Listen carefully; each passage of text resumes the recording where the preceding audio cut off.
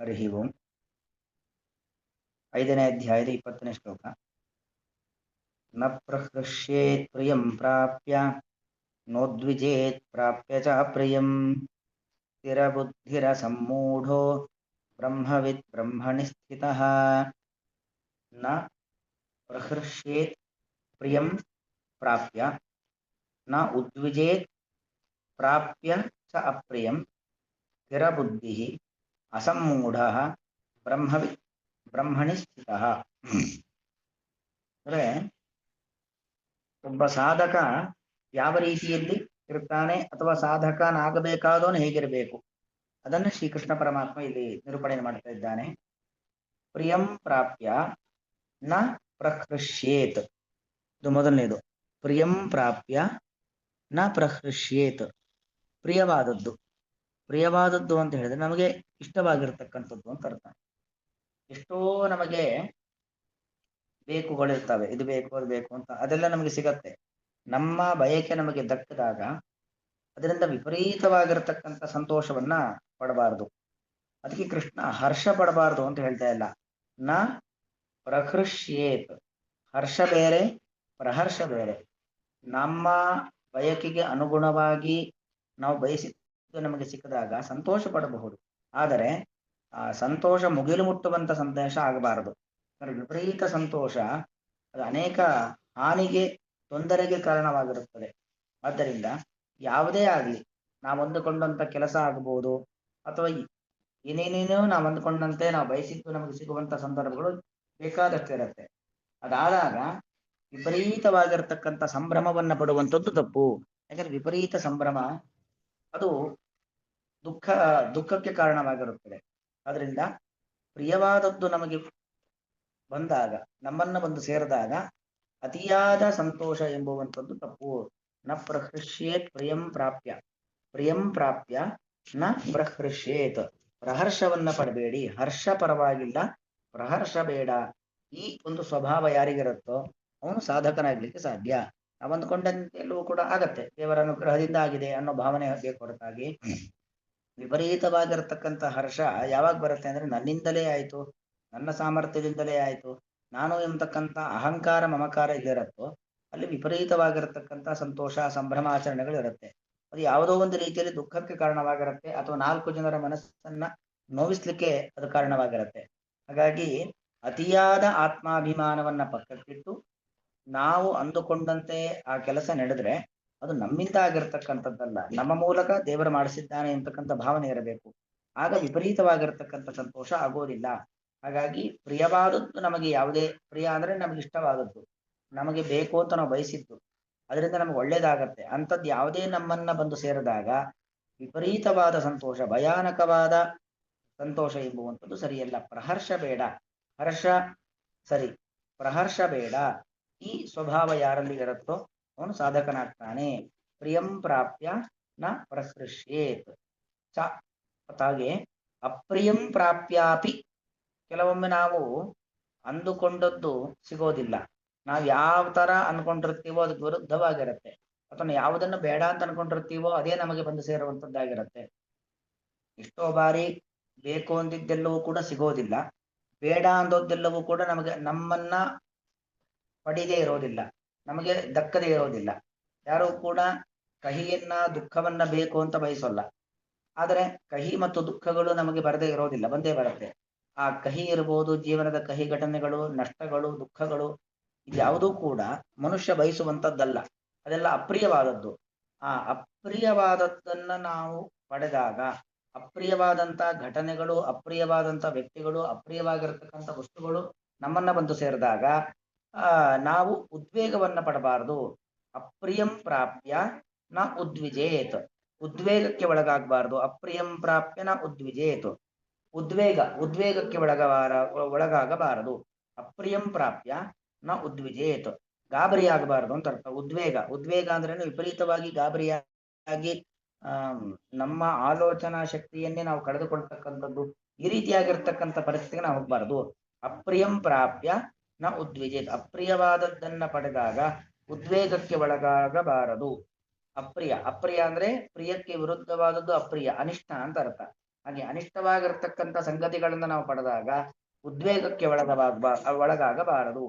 ಸ್ಥಿರಬುದ್ಧಿ ಅಸಮ್ಮೂಢ ಬ್ರಹ್ಮಣಿ ಸ್ಥಿತ. ಇನ್ನು ಮೂರನೇ ಗುಣ ಹೇಳ್ತಕ್ಕಂಥದ್ದು ಸ್ಥಿರ ಬುದ್ಧಿ. ಸ್ಥಿರ ಅಂದ್ರೆ ದೃಢ ಅಂತ ಅರ್ಥ, ನಿಶ್ಚಯ. ಒಮ್ಮೆ ಹೀಗೆ ಒಮ್ಮೆ ಹಾಗೆ ಆ ಥರ ಇರಬಾರದು. ಒಂದು ಮಾತಾಡಿದ್ರೆ ಅದು ನಿಖರವಾಗಿ ಹೀಗೆ ಇರಬೇಕು. ಒಂದು ತೀರ್ಮಾನವನ್ನ ತೆಗೆದುಕೊಂಡ್ರೆ ಅದು ನಿಖರತೆ ಎಂಬುದು ಬೇಕು. ಒಂದು ಹೆಜ್ಜೆ ಇಟ್ಟರೆ ನಿಖರತೆ ಇರಬೇಕು. ಹೆಜ್ಜೆ ಮುಂದಿಟ್ಟು ಮತ್ತೆ ಹಿಂದೆ ಬರತಕ್ಕಂಥ ಹೆಜ್ಜೆ ಆಗಿರಬಾರದು. ಆಡಿದ ಮಾತನ್ನ ಮತ್ತೆ ವಾಪಸ್ಸು ತೆಗೆದುಕೊಳ್ತಕ್ಕಂಥ ಸಂದರ್ಭ ಒದಗಿ ಬರಬಾರದು. ಸ್ಥಿರ ಬುದ್ಧಿ ಅಂದ್ರೆ ಮನಸ್ಸನ್ನ ಚಂಚಲವನ್ನಾಗಿ ಇಟ್ಟುಕೊಳ್ಳದೆ ಮನಸ್ಸನ್ನ ಸ್ಥಿರವಾಗಿ ಇಟ್ಟುಕೊಳ್ಬೇಕು. ಸ್ಥಿರ ಬುದ್ಧಿ, ಯಾವ ಪರಿಸ್ಥಿತಿಯಲ್ಲೂ ಕೂಡ ಚಂಚಲ ಪರಿಸ್ಥಿತಿಗೆ ನಾವು ಹೋಗಬಾರದು. ದೃಢವಾದ ನಿಶ್ಚಯ, ದೃಢವಾದ ನಿಲುವನ್ನು ಪಡೆದಿರಬೇಕು. ಸ್ಥಿರ ಬುದ್ಧಿ ಅಸಮ್ಮೂಢ. ಮೋಹ ಬೇರೆ, ಸಮ್ಮೋಹ ಬೇರೆ. ಇಲ್ಲಿ ಅಸಮ್ಮೋಹ, ಮೊದಲು ಮೋಹ ಅಂದ್ರೆ ಎಂತ ನೋಡೋಣ, ಆಮೇಲೆ ಸಮ್ಮೋಹ ಅಂದ್ರೆ ಏನು ಗೊತ್ತಾಗುತ್ತೆ. ಸಮ್ಮೋಹ ಇಲ್ಲದೆ ಇರುವಿಕೆಯೇ ಅಸಮ್ಮೋಹ. ಮೋಹ ಅಂತ ಹೇಳಿದ್ರೆ ತಪ್ಪು, ಅಂದ್ರೆ ಕೆಲವೊಂದು ತಪ್ಪನ್ನ ಮಾಡತಕ್ಕಂಥದ್ದು. ಅಂದ್ರೆ ಗೊತ್ತಿಲ್ಲದೆ ಮಾಡುವಂತ ತಪ್ಪಿದ್ದಾವಲ್ಲ, ತಪ್ಪು ಅಂತ ಗೊತ್ತಿಲ್ಲ, ತಪ್ಪು ಅಂತ ಗೊತ್ತಿಲ್ಲದೆ ಮಾಡತಕ್ಕಂಥದ್ದು ತಪ್ಪು, ಅದು ಮೋಹ. ತಪ್ಪು ಅಂತ ಗೊತ್ತಿದ್ದು ಆ ತಪ್ಪು ಕೆಲಸವನ್ನ ಮಾಡತಕ್ಕ ಸಮ್ಮೋಹ. ಉದಾಹರಣೆಗೆ ದುರ್ಯೋಧನನ ಪ್ರವೃತ್ತಿ, ರಾವಣ ಕುಂಭಕರ್ಣಾದಿಗಳ ಪ್ರವೃತ್ತಿ, ಅದೆಲ್ಲವೂ ಕೂಡ ಹೇಗಂದ್ರೆ ಈ ಕೆಲಸ ತಪ್ಪು ಅಂತ ಗೊತ್ತಿರುತ್ತೆ, ಆ ಕೆಲಸ ತಪ್ಪು ಅಂತ ಗೊತ್ತಿದ್ರೂ ಕೂಡ ತಪ್ಪ ಕೆಲಸಗಳನ್ನೇ ಮಾಡ್ತಾರೆ. ಅದೆಲ್ಲವೂ ಎಂಥದ್ದು ಸಮ್ಮೋಹಗಳು. ಮೋಹ ಅಂದ್ರೆ ತಪ್ಪು ಅಂತ ಗೊತ್ತಿಲ್ಲದೆ ಆಕಸ್ಮಿಕವಾಗಿ ನಡೀತಕ್ಕಂಥ ಘಟನೆಗಳಲ್ಲೂ ಕೂಡ ಮೋಹ. ಕೆಲವೊಂದು ತಪ್ಪು ಅಂತ ಗೊತ್ತಿರುತ್ತೆ, ಬೆಳಗ್ಗೆ ಬೇಗ ಏಳಬೇಕು, ಲೇಟಾಗಿ ಏಳಬಾರದು, ಲೇಟಾಗಿ ಹೇಳುವಂತ ತಪ್ಪು ಅಂತ ಗೊತ್ತಿರುತ್ತೆ, ಆ ತಪ್ಪು ಅಂತ ಗೊತ್ತಿದ್ದು ಮತ್ತೆ ಮಾಡುವಂಥದ್ದು ಇದೆಯಲ್ಲ ಅದು ಸಮ್ಮೋಹ. ಹಾಗೆ ಎಷ್ಟೋ ಹಿರಿಯರಿಗೆ ಗೌರವ ಕೊಡಬೇಕು, ಹಿರಿಯರಿಗೆ ಗೌರವ ಕೊಡಬೇಕು ಅಂತ ಗೊತ್ತಿರುತ್ತೆ, ಗೌರವ ಕೊಡದೇ ಇರೋದು ತಪ್ಪು ಅಂತ ಗೊತ್ತಿರುತ್ತೆ, ಗೌರವ ಕೊಡದೇ ಇರುವಿಕೆ ತಪ್ಪು ಅಂತ ಗೊತ್ತಿದ್ರೂ ಮಾಡುವಂತ ತಪ್ಪು. ಸುಳ್ಳು ಹೇಳಬಾರದು ಅಂತ ಗೊತ್ತಿರುತ್ತೆ, ಸುಳ್ಳು ಹೇಳೋ ತಪ್ಪು ಅಂತ ಗೊತ್ತಿರುತ್ತೆ, ಆ ಸುಳ್ಳು ಹೇಳೋ ತಪ್ಪು ಅಂತ ಗೊತ್ತಿದ್ರೂ ಸುಳ್ಳನ್ನ ಹೇಳುವಂಥದ್ದು. ಹಾಗೆ ಅಂತೂ ಯಾವುದು ಧರ್ಮಕ್ಕೆ ವಿರುದ್ಧವಾದಂತಹ ಕಾರ್ಯಗಳು ಅಂತ ಇರುತ್ತೋ, ಅಧಾರ್ಮಿಕವಾದಂತಹ ಅಶಾಸ್ತ್ರೀಯವಾದ ಕಾರ್ಯಗಳು ಅಂತ ಇರುತ್ತೋ ಅದು ತಪ್ಪು ಕೆಲಸ ಅಂತ ಗೊತ್ತಿರತ್ತೆ. ತಪ್ಪು ಅಂತ ಗೊತ್ತಿದ್ದು ನಾವು ಕಾಯಿಕ ವಾಚಿಕ ಮಾನಸಿಕವಾಗಿ ಮಾಡತಕ್ಕಂಥದ್ದು ಏನಿದೆ ಅದೆಲ್ಲವೂ ಕೂಡ ಸಮ್ಮೋಹ. ಸಾಧಕನಾಗಬೇಕಾದ್ರೆ ಬ್ರಹ್ಮಜ್ಞಾನವನ್ನ ಪಡಿಬೇಕಾದ ಒಂದು ಸಾಧನೆ, ಇನ್ನೊಂದು ಈ ಲೋಕದಲ್ಲಿ ನಾವು ಸಾಧನೆಯನ್ನ ಮಾಡಬೇಕಾದ್ರೂ ಕೂಡ ಬೇರೆ ಬೇರೆ ಕಾರ್ಯಗಳಲ್ಲಿ ನಾವು ಸಾಧಕ ಪಟ್ಟವನ್ನ ಪಡಿಬೇಕು ಅಂತ ಆದ್ರೆ ನಾವೇನಾಗಿರಬೇಕು, ಅಸಮ್ಮೋಹರಾಗಿರಬೇಕು. ತಪ್ಪು ಅಂತ ನಮ್ಮ ಗಮನಕ್ಕೆ ಯಾವುದು ಬಂದಿರುತ್ತೋ ಅಂತಹ ತಪ್ಪುಗಳನ್ನು ನಾವು ಮಾಡಬಾರದು. ತಪ್ಪು ಅಂತ ಜಗತ್ತು ಯಾವುದನ್ನು ಗುರುತಿಸಿದೆಯೋ ಆ ತಪ್ಪನ್ನ ನಾವು ಮಾಡಬಾರದು.